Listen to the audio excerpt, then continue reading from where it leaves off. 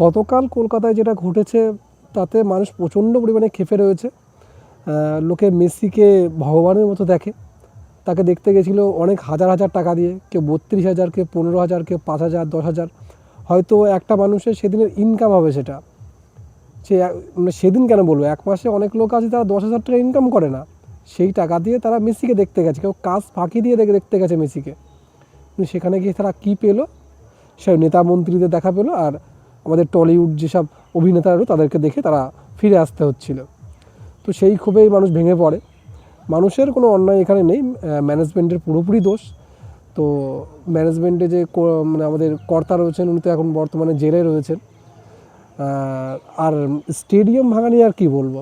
Stadium কেন, ভারতের পশ্চিমবঙ্গের যদি কোনো জিনিস ভাঙা হয়, যেমন কোনো কিছু হলে যে বাস ভাঙা শুরু হয়ে যায়, ট্রেন ভাঙা শুরু হয়ে যায়, এতে আলটিমেট কিন্তু ক্ষতি আমাদের জনগণদেরই হয়ে থাকে।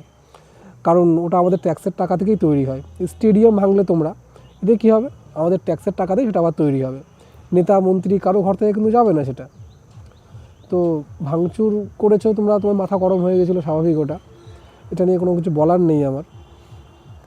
তো যেটা হয়েছে খুবই খারাপ হয়েছে, এটা খুবই দুঃখের ব্যাপার। মেসির মতো একজন মানুষ পশ্চিমবঙ্গে আসার পর এরকম একটা পরিস্থিতি সৃষ্টি হলো। মেসিকে সবাই ভালোবাসে, এবার ওনার নজরেও হয়তো কলকাতা অনেকটা নিচু হয়ে গেল। কারণ 2011 সালে উনি একবার এসছেন এবং খেলাও করে গেছেন।